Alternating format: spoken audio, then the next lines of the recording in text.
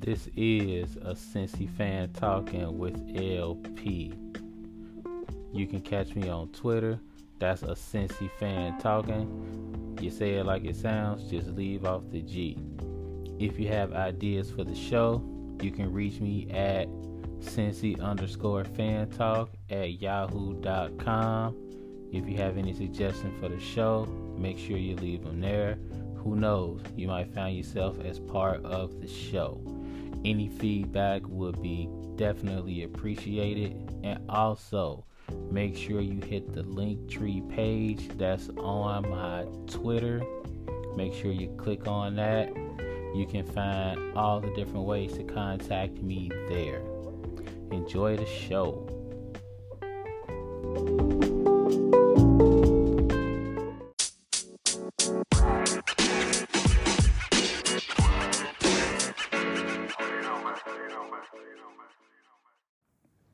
What's up? What's up? What's going on, everybody out there in podcast land?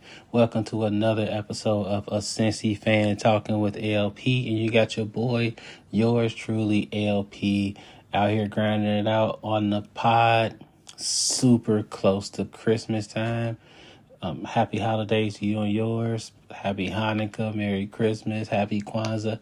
However you do it where you at, man. Like, happy holidays, prayers from me to you. Hope you out there getting what you need, giving what you need, and just making it happen out here. Hope y'all getting a lot of rest too.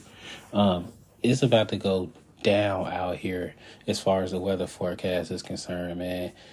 They talking about, like, listen here. From Thursday night to Friday morning, they out here talking about the temperature is dropping 40 something degrees in the span of a few hours.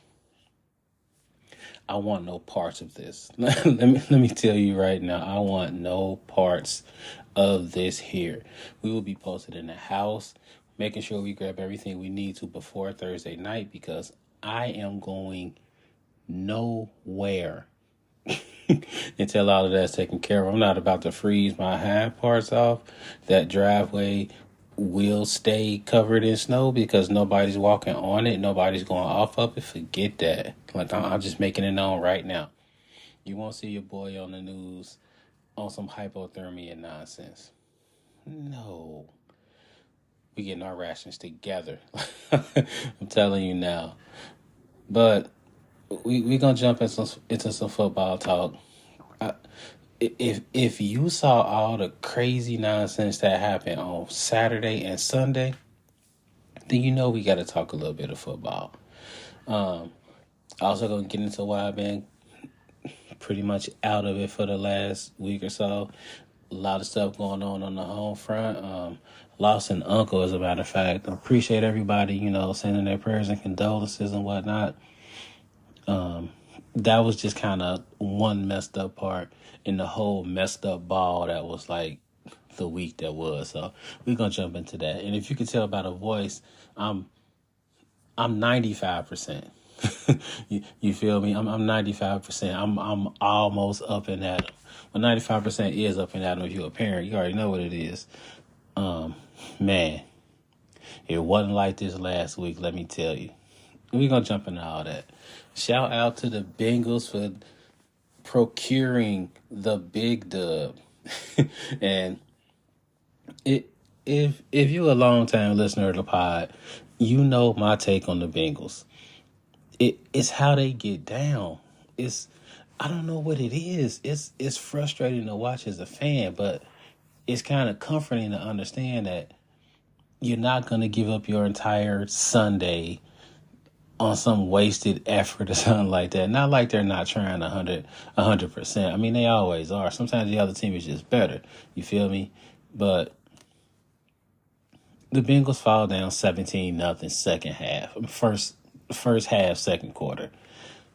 Tom Brady looking like Tom Brady of yore, like just slicing and dicing. And I'm watching with the wife, and she got frustrated and went to take a nap.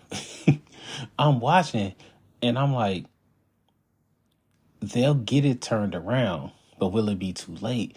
It's like I was saying, it's frustrating to watch the team just zing up and down on the Bengals, but the Bengals have been so good all year on just making adjustments.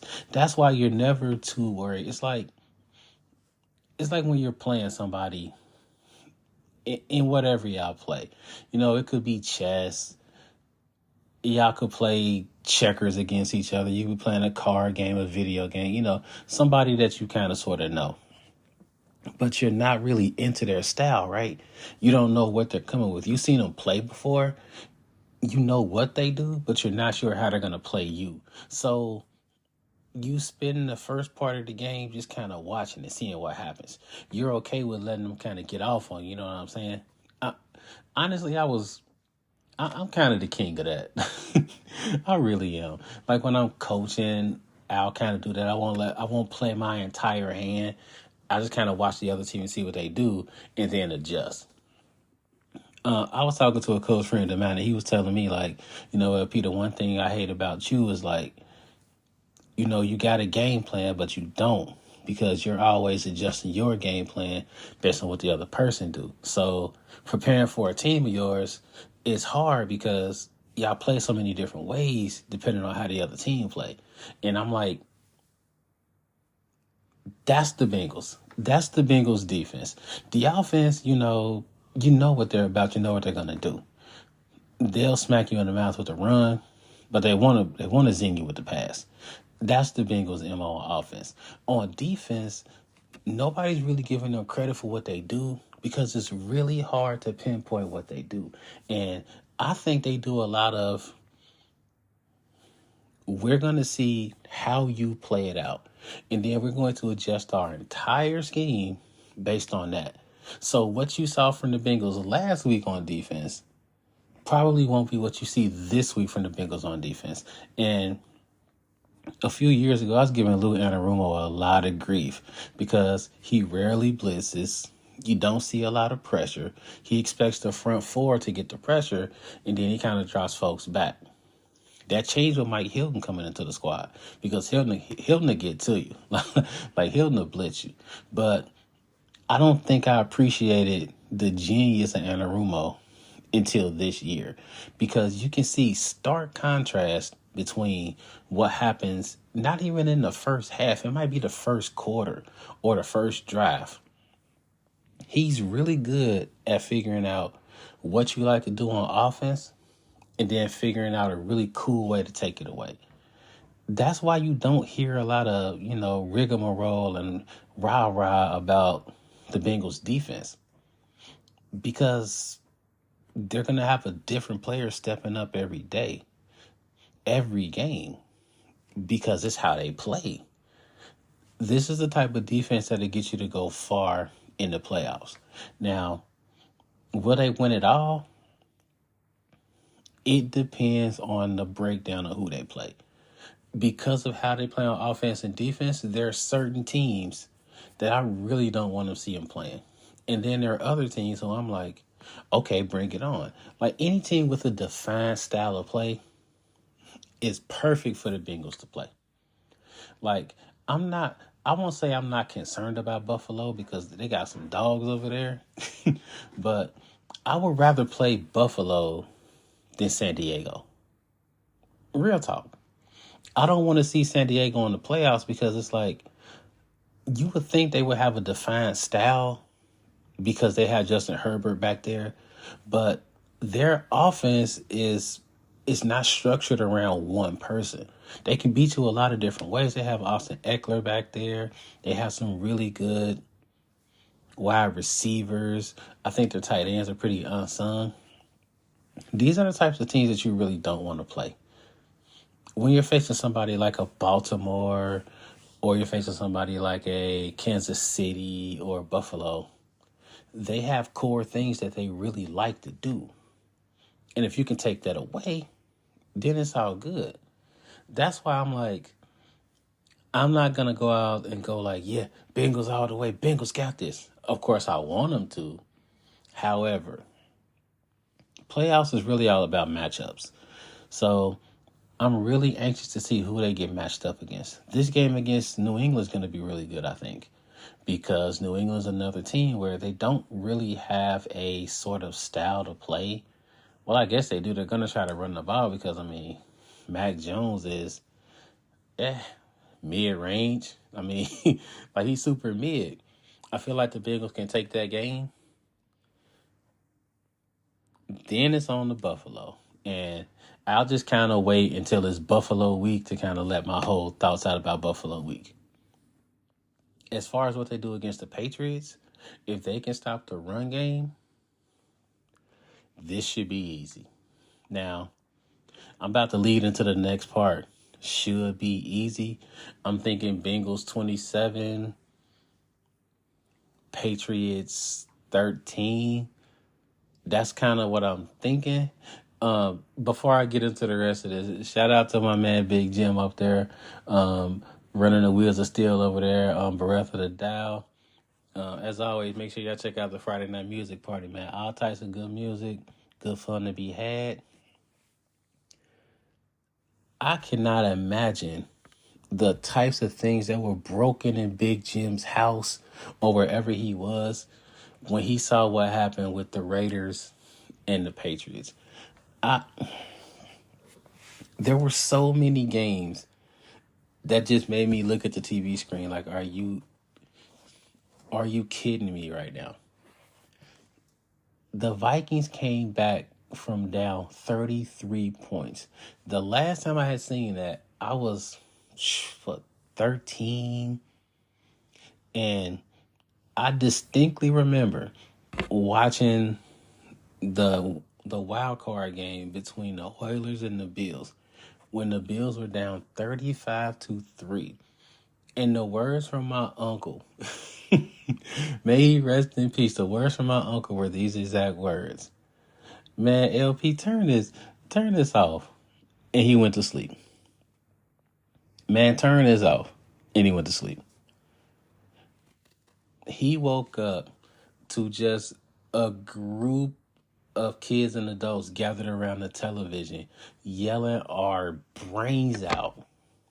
And he's waking up. He's like, what the hell? What the hell going on, LP? Where everybody come from? I'm like, look at the score. And the Bills had climbed all the way back. And we were watching overtime. And this was a playoff game. He was like, man, why you ain't wake me up? I'm like, I didn't think this was about to happen, Unc. I didn't see this coming. Fast forward to Saturday. And I'm watching the most boring game in the history of life. Man, this couldn't be more boring. You got the Colts up 33 love. Me and the wife joking. I'm telling her, like, back in the day, we used to play Super Tecmo Bowl. Somebody went up 21 points. That's game over. Like, hit reset. It's a wrap. You're not allowed to keep playing. Like, why should we keep playing and you down 21-0? It's not about to get better for you. Oh, no, I might get lucky. Nah, you're going to need luck. Run it back. Play me next time. I'm joking with her about that. She fall asleep. She wake up, and it's like, I don't know, 33-21 or some goofy score. She's like, this is a good game. I'm like, kind of, sort of. Then some other crazy stuff happened. And she's like, this is a good game. I'm like, yeah, it's a good game. That happened the entire weekend. I mean, the Bengals came back from down 17 nothing. Look, suffice it to say this, y'all. Like, I'm just gonna kind of put a cap on it real quick. Starting January 1st in Ohio, we will be allowed to bet on sports games.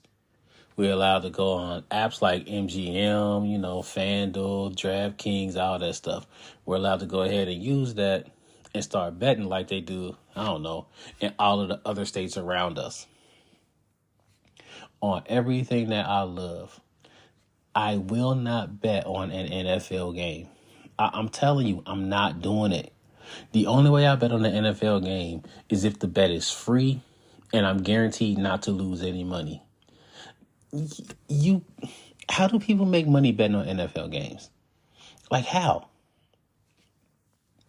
Imagine if you were a Chiefs fan and you bet the Chiefs to cover against the Texans. You know, you like it's the Texans. Ha ha ha ha. One win Texans. He he he he.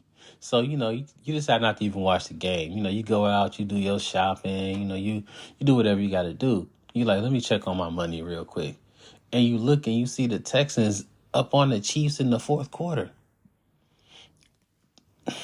Look,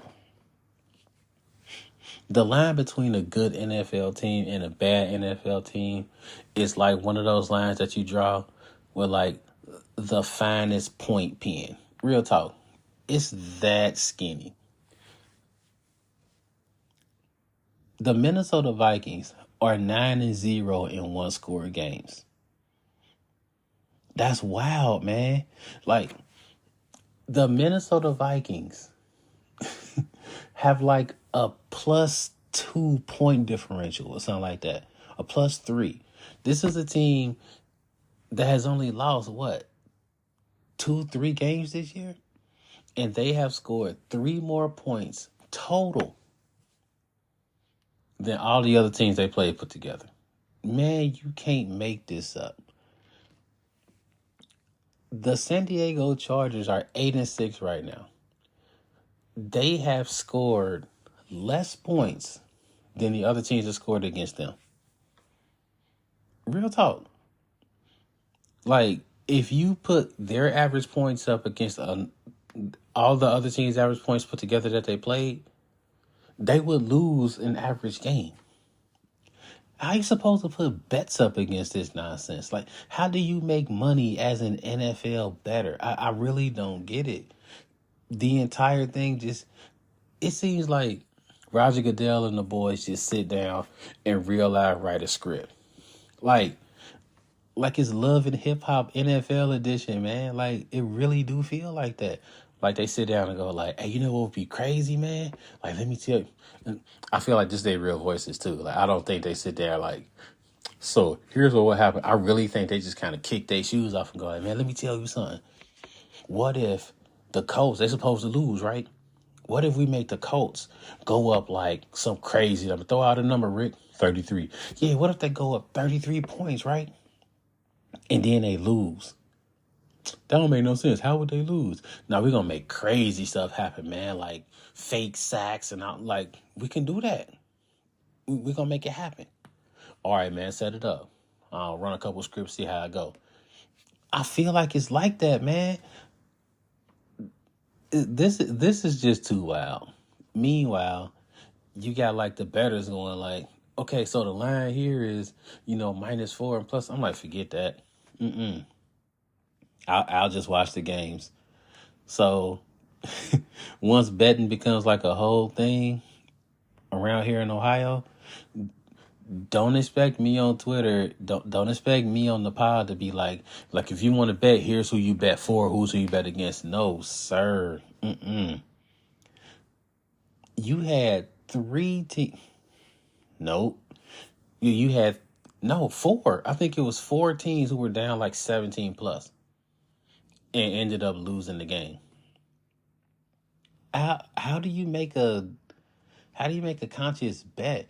I mean, I can only imagine me, and I feel really bad for people that get like, addicted to gambling and stuff like that, because I could see it. Like, I could see how it happens. I mean, it's a rush when you get that win. Like, people like to prove that they're smarter than other people.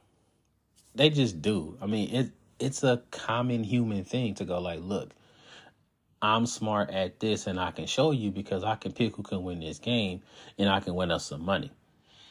So imagine you being good enough to tell people like, bet this, bet that, and then they win. I mean, that becomes like an adrenaline rush. It's hard to let that go. And I think that's another reason why I'm kind of like really leery on gambling, because damn, what if I get good? And then I'm good and then I'm up here banking and winning, and then next thing you know, I hit a cold streak and we out on the street because LP, as smart as he is, decided to, I don't know, gamble the mortgage for the next 5 months on this sure thing that wasn't such a sure thing. I mean, I cannot imagine if I put up like 3, 4 G's thinking like, yeah, I got the Colts on this and I know they're gonna win it. I know they about to win. They go up 33-0. I'm counting my ends. Like I'm counting my scratch. Like, yeah, so with the first 2,000, I'm gonna go ahead and I'm gonna let you buy what you want, and then you can have this little punk 300. I mean, it's whatever. Like I'm just counting my money. Like that's 10,000, 20,000, and then solar power Kirk Cousins just come through and just start ripping off runs, and I'm like, that's my money, Kirk. What are you doing? That's my dough. And then they lose. I I would be inconsolable. I would I would cry in the middle of the floor. And it's not just because they lost. It's how that we've seen some crazy stuff happen in Cincinnati. Like sports wise, we up there with the like if you put a misery index, Cincinnati fans, we top 5. I always tell people this and they go like, "Are you sure?" I'm like, "Look, I won't even bring up anything that happened to the Bengals or anything that happened to the Reds. I can just point you to a few years ago where we had 2 college teams in the same city, a few miles apart, both ranked number 1, number 2, not even ranked. This was tournament time. So they both had like a 1 or 2 seed, and they played on the same floor on the same day. And they both had 20-point leads in the second half of their tournament games. And they both lost. You know how wild that is to be a Cincinnati fan and see that happen? Both teams on the same day, on the same floor, fumbled double-digit leads. So we've seen the misery. The only thing that could be worse is if you have money on it. I mean, real talk. I can't imagine like being Big Jim as cool and composed as he is, just kind of sitting there watching Jacoby Myers throw that ridiculous backward pass, and then Chandler Jones, a former Patriot, catch it and then just mush. That was disrespectful, man. The way he just mushed Mac Jones down and then run it back for a touchdown. I'm sure the entire greater Boston area tried to jump through the television and tackle Chandler Jones by the ankles. Like, sports, man, you really can't make this up. It's why we gravitate to sports, as an American collective, especially football, because you never know what's going to happen. You never really know. But I tell you this, though. I know one thing. I'm not betting on this nonsense. Hey, man, you got a Cincy fan talking with LP. We'll be right back. Hi, I'm Princess and I'm Queen. This is Daddy. You have to say, and this is a Cincy fan talking with LP. And this is a sensitive friend talking with LP Daddy. Nice job. Mm-hmm.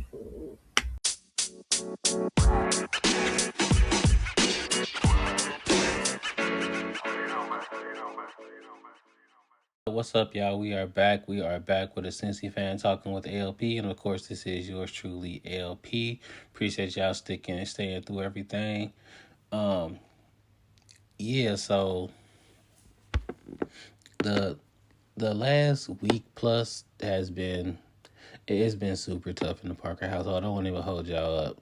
Like I said to everybody in the beginning, thanks for the thoughts and prayers. Y'all definitely appreciate it. Lost my uncle a few weeks ago. We had the funeral last Sunday, and it's just one of those things, man. Where death is a part of life, and as with a family as big as ours in Cincinnati, 7 aunts, 6 uncles, a slew of cousins, and a slew of family friends and it's just a super duper big family. So we've we've endured our share of heartache throughout the years. I mean, we've had some very great highs and we've had some painful lows, and I'm sure it's the same in every family. Um, this last this last year or so, last couple of years have been like really hard. Um, been losing a lot of male members of our family lately.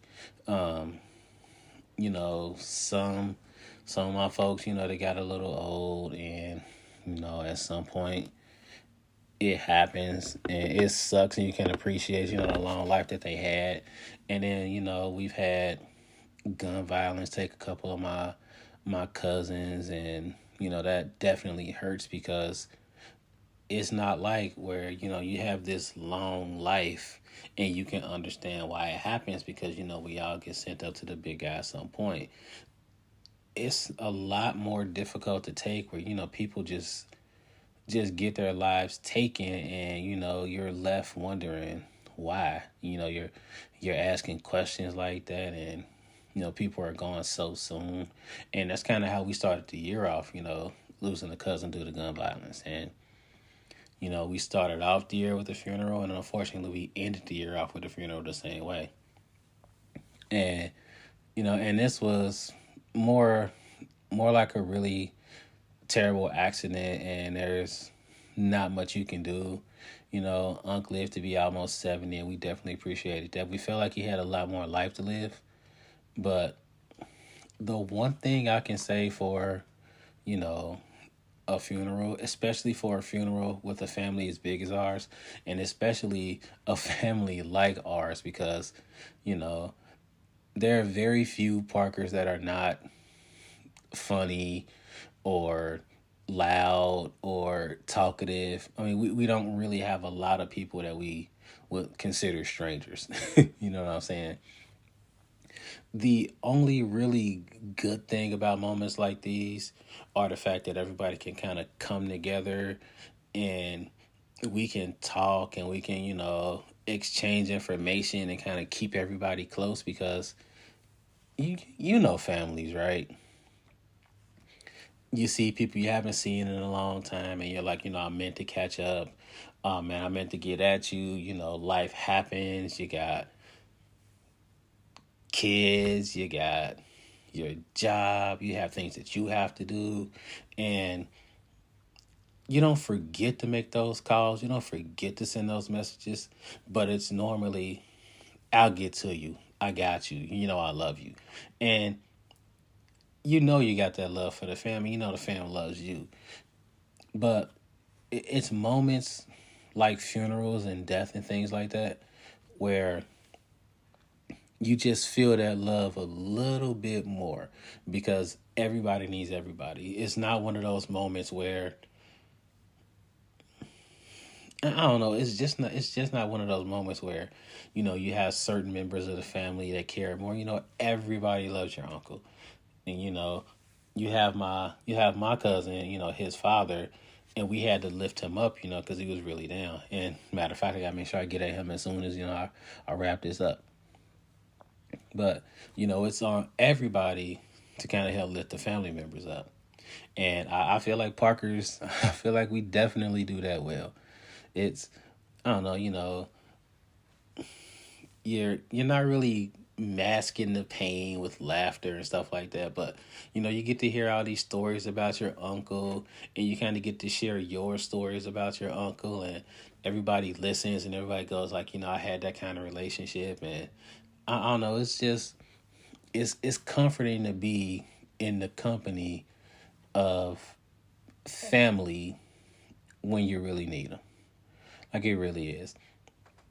And I can remember my uncle. I mean, he was hilarious, and that's one thing I could say about every single one of my uncles. And I I spent large chunks of the pod just talking about my uncles, because every single one of them brought something different to the table.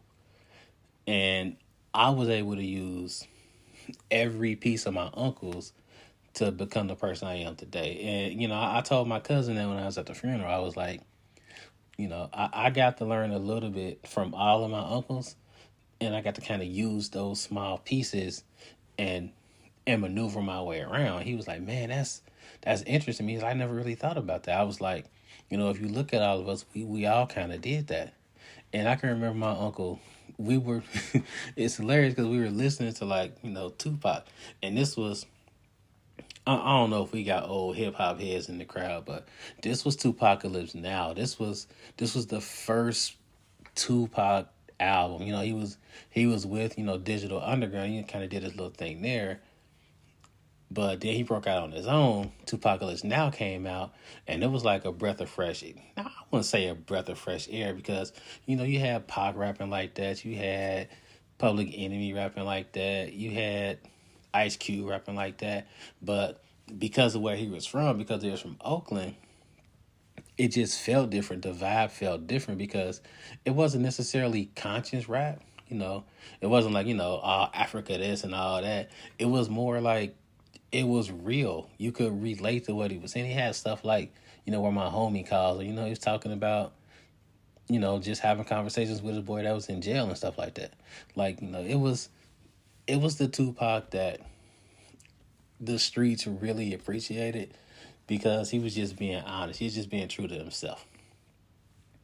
So, we seventh, eighth grade, we in the house just rocking the Tupac tape. Yes, tape. Yes, LP just, dated himself. So we rocking and my uncle comes in and he's like, "Who was that?" I'm like, "Uncle Vince, this that new Tupac, this that Tupac Shakur." And he was like, Tupac, Tupac. Like, nah, Uncle Vince, not Tupac, Tupac. So he listened to it for a little bit, and what we quickly understood about our uncles, just from them listening to music with us, is like they understood the rap stuff because they could always go like, "Oh, they took this beat from here," and then we go like, "What?" Then they would play us that song. We go like, "Oh, that's crazy." So he's listening, he's feeling it, and then he's like, "Oh, I got it." And we're like, "What's up, Uncle Vince? What you get?" He was like, "I know why they call him Tupac." We're like, "No, not Tupac, Tupac, Tupac." He's like, "Nah, his name Tupac." We like, "What?" He was like, "Cause his name Tupac Shakur. Cause he need 2 packs of beer, then he's secure." We like, "What?" "Yeah, Tupac." I'm like, "Man, what are you?" And it took us a second to get it. We was like, "Oh." Like, Beer's like, "No, no, that's not it." He's like, "Nah, that's his name now." And he called him Tupac for like 5, 6 years. He's like, "That's my man Tupac Shakur." Like, man. And we always remember the joke. So sometimes we be telling our friend, like, "That's my man Tupac." "Man, it's Tupac." Like, you don't even get it. But man, I mean, he was an awesome chef. He kind of did his thing over at Xavier University for a long time, did that. And, we just appreciated his energy and his spirit. So, rest easy, Uncle Vince. We really appreciate you and we love you, man. And that was basically last Sunday, and it was super tough getting through it. It was really nice to be around the fam. And let me tell y'all something, like real talk. All that sick stuff that was around a few years ago is still here. Everybody's dapping each other up. Everybody's hugging each other. We posing for pictures, and we're outside doing this. It's super cold, y'all. It's so cold. We're in our old neighborhood. People blowing their horn like, "Man, we love you, huh?" We like, "Hey, what's up?" It's so cold. We all huddled up, posted up for pictures and stuff, and we're not really thinking about, it's still different viruses floating out here. COVID out here, the flu out here. Like, you in grief and, you trying to, get at everybody. A lot of us had masks on and stuff like that, but I don't really think we were thinking about that. Fast forward to, I think it was Tuesday. I woke up and man, I was done. Like, I I couldn't even really pinpoint what was happening. I didn't feel sick, when I went to bed Monday night. I wake up Tuesday and I'm like, man, it's over. I'm like, I'm not even getting out of bed. Then I thought about it, like, I got to get the kids to school. I'm like, I really got to do this. You know how you get at the alarm clock, on your phone pretty much. Some people like to set it a little bit earlier to kind of, get that feeling of sleeping a little bit more. I got the alarm set for 5:30. I don't really need to be up to like probably 6 or so. Man, I hit snooze to about 6:30. I just basically got up. I don't know how I got dressed. I don't know. It must have been the man upstairs that got in my steps or something. Like, because I found myself downstairs just slumped on the couch. Like, just slumped right there. I'm like, you sometimes you get so sick, but you got to do something that you got to just sit very still and summon enough energy to do what you got to do. I just sat there. The kids came downstairs and everybody like, Daddy, you okay? I'm like, no. They're like, oh, shit. I'm like, yeah, we on that one. I'm like, I got the mask on in the car, dropping the kids off. And they looking like, Daddy, you gonna be okay? I'm like, I don't know. So we're on break. I'm good. And I'm especially good because, I kind of finished my whole, student teaching thing, climbing back into doing what I always do, doing what I've been doing. But now I'm going to make sure I got the super duper license to do it. And we'll jump into that next week or whatever. So, I'm good. I'm like, luckily I don't have to, actually go to school and teach kids because there would be no way I could have made it, y'all. It's a wrap. So I'm like, I'm not due to pick up the kids at like 2:00. I'm like, it's cool. And it's like, what, 8:45 right now? Okay, so I'm going to go ahead and rest for a little bit and, get up, do what I got to do. I sat in the same spot, hat on, jacket on. I sat there from 9:00 until about 1:30. Didn't move, never got up to use the bathroom. I didn't have to, never got up to eat. I literally sat in the same spot and just slept and coughed and wheezed. I was like, man, I am no good to the world, y'all. Like, like, what is this happening to me? Like, what is this? Took a COVID test. I summoned the strength to do that. Not COVID. I'm like, damn. I don't know.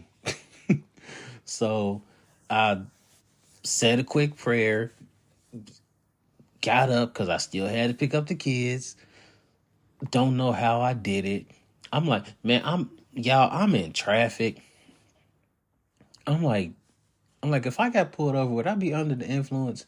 Because I'm like, I was able to like, fix a concoction. Like, y'all, it would have.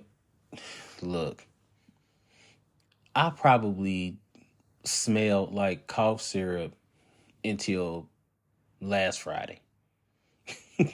Like I had to. Like I reeked of Robitussin, y'all. It was crazy. Like so I popped that. That must have been what slumped me, I guess. I'm in traffic. I'm like, it's not like I'm about to fall asleep, but I'm like, damn. If I stop this car, I might Earl. So I'm like, I'm going. No, when I get to a red light, I'm going like 1 mile an hour just to keep the car moving, y'all. Like, I'm like, damn. I'm like, I'm gonna have to call these kids an Uber for the next day. Like, I'm not gonna do this. I get the kids home, man. I climbed upstairs and I was in slumber.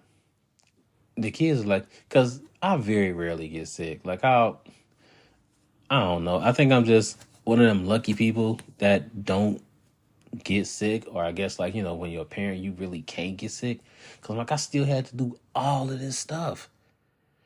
I'm like, dude, every day from there got progressively better, but this is really the first day, you know, since Monday, the day after the funeral, where I've been able to talk for long stretches without just going, huh, huh, huh. And even this is kind of sort of tough. Like, look, long story short, y'all, it is more than just COVID out there. Like, for real, it really is. And get you a flu shot. I don't know. Get all your shots. Every shot that you can get, ask for it. Get it. Just get them all. If you can get them all at one time, do that. Like, do whatever you need to do. Because, man, whew, it was not a joke. It was not a game. Like, shout out to the fam for pushing me through it. Because, ooh. Now, I was in the grocery store today, masked up, just kind of looking at people like, we really should all just go ahead and put our masks back on because it's too many illnesses just out here just ready to bang back at people. So that was my week in a nutshell, y'all. like it really was. Just went from like despair to sickness and just kind of climbing out of that hole. But hey, man, it's Christmas time. Everybody home. Eggnog for everybody. Regular and otherwise eggnog. So, hey, pour one up. And pour some for the fam, too, because we appreciate it. And make sure y'all stay locked in for next week, man. We're gonna have more stuff for you. I might pop up on some other podcasts, so if you see me pumping those out, make sure you listen to those too. Make sure you get at me. And as always, y'all, man, life is good. And I know the year closing and everything. I've had a lot of people just kind of get at me about that particular tagline. Like, why that tagline at the end of every episode? And it's really simple. It's what I say at the end of every one of my classes because, I mean, no matter what you're going through, no matter what's happening, as bad as it seems, like, life is good because no matter what, you get to wake up, you get to do it all over again, and you can make it better than it was before. So, life is good, man. I mean, as long as you get to redo it over again, it can't help but be good. So that's kind of my thing. I mean, positivity reigns supreme for me. So that's what the tagline is about. Life is good, y'all. Catch y'all next week. Peace out.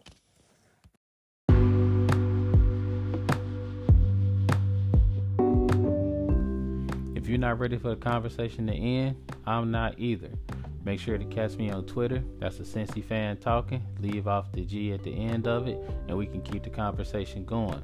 Also, don't be afraid to hit that subscribe button so you can catch the next episodes. The episodes will drop every Tuesday. If there's a change in that, I'll make sure to let you know. Appreciate the support. As always, life is good.